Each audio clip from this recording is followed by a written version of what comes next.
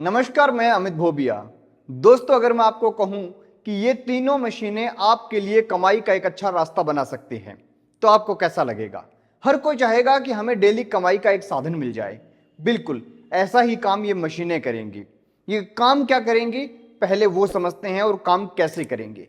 सबसे पहली मशीन जो है ये बॉल ब्रेकर, ये क्या करेगी, जो लहसुन की बॉल होती है उसको तोड़ देगी और कलियों में डिवाइड कर देगी।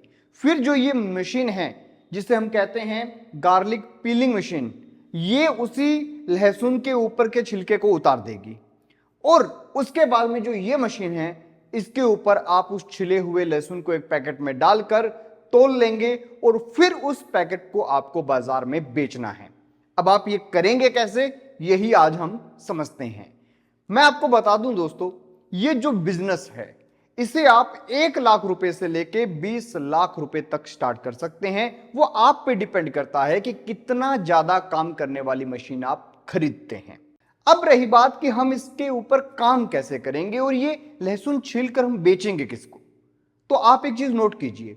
जब भी आप किसी होटल में जाते हैं, रेस्टोरेंट में जाते हैं, आपने कभी नोट किया है क्या कि वहां पर इतने लोगों के लिए खाना बनता है, इतने ज्यादा लोगों के लिए, तो वो क्या सारा दिन लहसुन खुद छीलते हैं? कई रेस्टोरेंट ऐसे हैं जहां पे लाइन लगती है लोगों की, क्या वो सारा लहसुन खुद छीलते हैं? तो ऐसा नहीं होता। जैसे आजकल छिले हुए मटर आते हैं, बिल्कुल वैसे ही छिले हुए लहसुन भी बिकते हैं। बस आपको सबसे पहले 2 चीजों का ध्यान रखना है। आप एक चीज तो ये ध्यान रखें कि ये जो बिजनेस है कितने बड़े स्तर पर आपको शुरू करना है, और जितने बड़े स्तर पर आपको शुरू करना है उतने ही बड़े स्तर पर आपको मार्केटिंग करनी होगी। यानी पहले होटल वाले, रेस्टोरेंट वाले, इनसे बात करनी होगी। जहां जहां पे क्लाउड किचन है उनसे बात करनी होगी। उनसे बात करनी होगी कि आपकी रिक्वायरमेंट कितनी है। वो बताएंगे कि हमारी रिक्वायरमेंट इतनी है, उसके हिसाब से आपको अपनी मशीन का सिलेक्शन करना है। अगर आप किसान हैं तो सोने पे सुहागा है। खुद के खेत में पहले लहसुन बोइए, फिर उसी लहसुन को प्रॉपर प्रोसेस करके उन तक पहुंचा दीजिए।